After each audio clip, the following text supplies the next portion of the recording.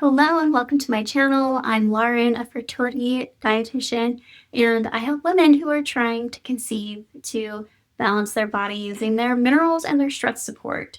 And I hear a lot of questions and a lot of misconceptions that are going around there. So we're going to talk about some today. If you are trying to get pregnant in any capacity, whether you just started going through fertility treatments, or you know that you want your body to be ready so that you can try in the next 3 to 6 months, I highly recommend you check out the 3-day Fuel Your Fertility Challenge, where we go over exactly what you need to build a strong fertility foundation in just 3 live coaching sessions.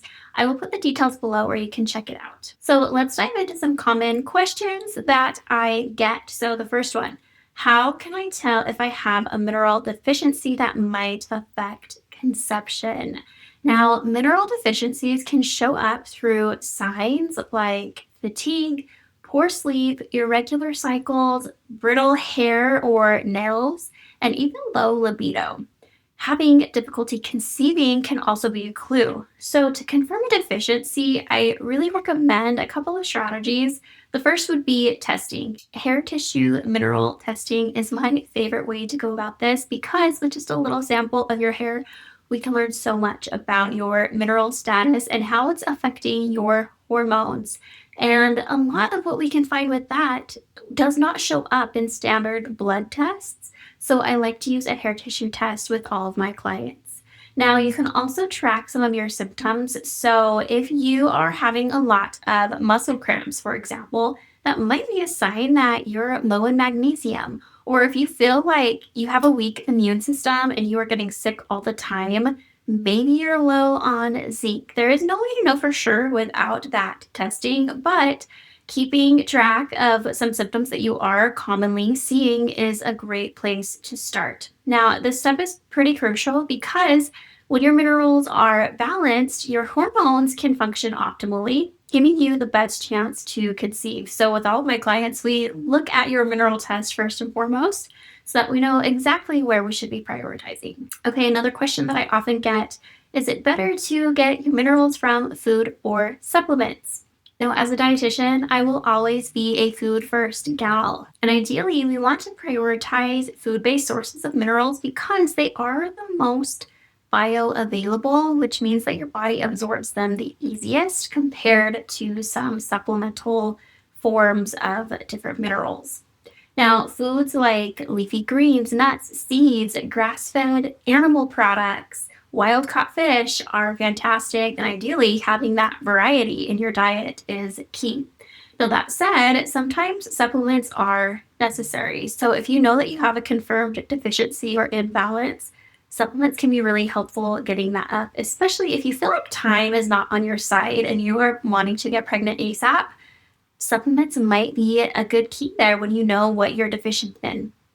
Another reason, if maybe your gut health isn't great, that can be impacting your body's ability to absorb those nutrients. So that might be another reason why you do need to have some supplements as well, because your body's just not absorbing everything from food as it is. Ideally, working with a professional can help determine what it is that your body needs specifically. Another question: how does hydration and electrolyte balance affect fertility? I hear about electrolytes and minerals. Electrolytes and minerals are one and the same. Technically, electrolytes are minerals with a charge, which is what happens when you are adding them to water. But if you hear me say electrolytes or minerals, they're one and the same for the purpose of our conversation and how they impact your fertility. Now, hydration is critical for fertility because every cell in your body relies on water to function. And that proper hydration supports your hormone transport. Water helps move your hormones throughout your body to where they need to go. And it also is really important for your cervical mucus production, which of course is essential for the sperm meeting the egg. But electrolytes like sodium, potassium, magnesium regulate your fluid balance and send signals to your reproductive organs. So if you are dehydrated and your electrolytes are off or your minerals are off, that can disrupt ovulation and even implantation. So make sure that you are drinking adequate water and including some electrolytes and minerals throughout your day. So a great natural source is coconut water and some sea salt. But if you have electrolyte or mineral powders, mineral mocktails, those can be great too, as long as they're lower sugar options. Okay, next up, what's the connection between your gut health and your mineral balance or fertility? And does it affect absorption? It most certainly does. Your gut is where that mineral absorption happens. So if your digestion isn't optimal, no matter how healthy you are eating, your body might not be able to absorb all of those nutrients. And poor gut health, we can have from many different factors, things like imbalanced gut bacteria. Stress can wreak havoc on your gut health, inflammation, if you have conditions like leaky gut or IBS, that can also interfere with your absorption. So, a few things that I recommend is to try and really focus on those probiotic rich foods. Sauerkraut is amazing, cultured yogurts or kefir, however you want to call it, that's great. Or a high quality probiotic supplement if you're not commonly eating those foods, that could be helpful. Really trying to avoid a lot of those highly processed foods that can cause more inflammation in your gut is key. So that's going to be a lot of like greasy fried foods, lots of artificial sweeteners, things like that can cause a little bit more gut issues. A healthy gut really ensures that minerals like your zinc and your magnesium and your iron are absorbed properly, giving you the nutrients that you need to support your egg quality and implantation. Okay, is there such thing as too much when I am doing these minerals? Yes, absolutely, as with everything, particularly from the supplemental form. It's really hard to overdo your minerals from food, but supplements, it actually can be easy to overdo it. So when we are over supplementing, especially if you don't know where you are actually low, that can throw off your mineral balance. It can actually create new deficiencies as your body is trying to find that balance, or it can create toxicities. So, for example, too much iron can cause oxidative stress, which may harm your egg quality. And excess calcium can interfere with your iron and your magnesium absorption. So you might actually be too low because you're too high in one area. And this is why I strongly recommend that you do some testing before you just start taking high doses of these minerals. Balance really is everything when it comes to your fertility health. Okay, how can stress deplete important minerals that are essential to your fertility? Stress plays such a big role. Chronic stress and even like really high intensity acute stress can drain your body of essential minerals. When you are stressed, your adrenal glands, that's what is secreting your stress hormones like your cortisol, it uses up more magnesium, which is vital for your hormone regulation. And then we have zinc and potassium that are often depleted when we are super stressed out. And that can impact our egg development and our cervical mucus quality. And over time, stress really can just lead to hormone imbalances and irregular cycles or just issues overall. So, addressing stress should be on that top priority where your nutrition and all of that is. They really do go hand in hand with creating that strong fertility foundation. We can't just focus on the nutrition and not focus on our stress as well. And in my 3-day Fuel Your Fertility Challenge, I actually have a full day devoted to stress and minerals and getting all of that in balance. So that being said, how can you support your adrenal glands? These, because they are producing all this stress hormone, if they're overworked, that can cause an imbalance of your reproductive hormones. So, to support your adrenal health, you do want to prioritize rest.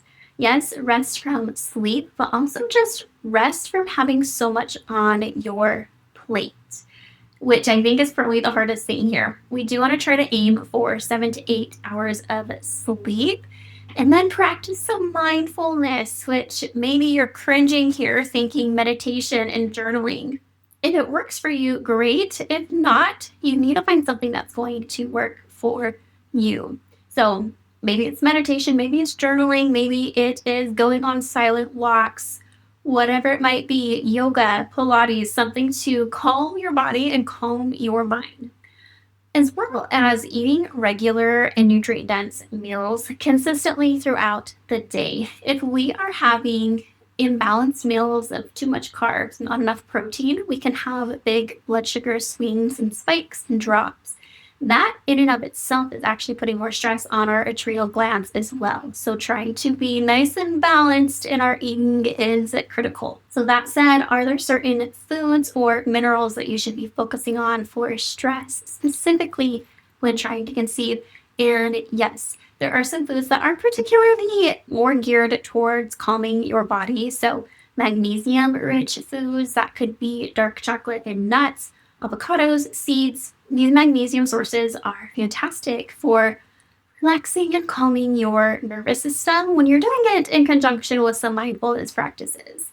Some B vitamin rich foods, which comes from a lot of animal products, meat, eggs, as well as some whole grains, can help regulate your stress hormones as well. And then vitamin C rich foods like your citrus fruits, berries, leafy greens, bell peppers, those are really great at supporting your adrenal health.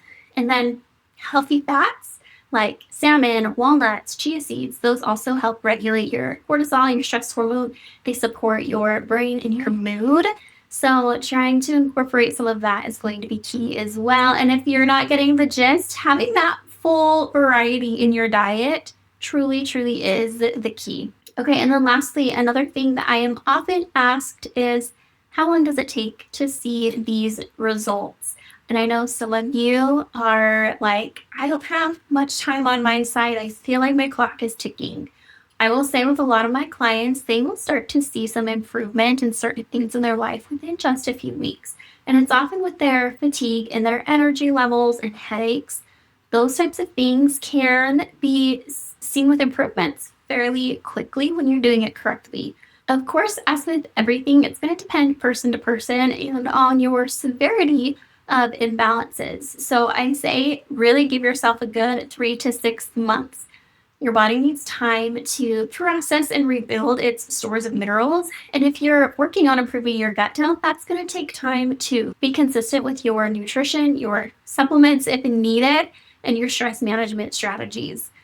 Rebalancing your minerals truly is an investment in your health, your life, and your baby and your body. So it's something that you need to stick with it.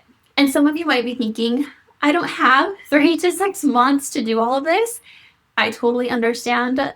Every single positive change that you can make today is still going to help with your total health and your chances of conception. But we are playing the long game here, and we want to be healthy right now so that we can conceive fall. So we want to age in a way that's really healthy as well, which is what this is going to contribute to. That is all for today. Let me know below any questions you have or other topics that you want to talk about here. And of course, if you are trying to conceive, check out that 3-day Fuel Your Fertility Challenge with our next one coming up to help you set up that strong fertility foundation. We'll talk to you later.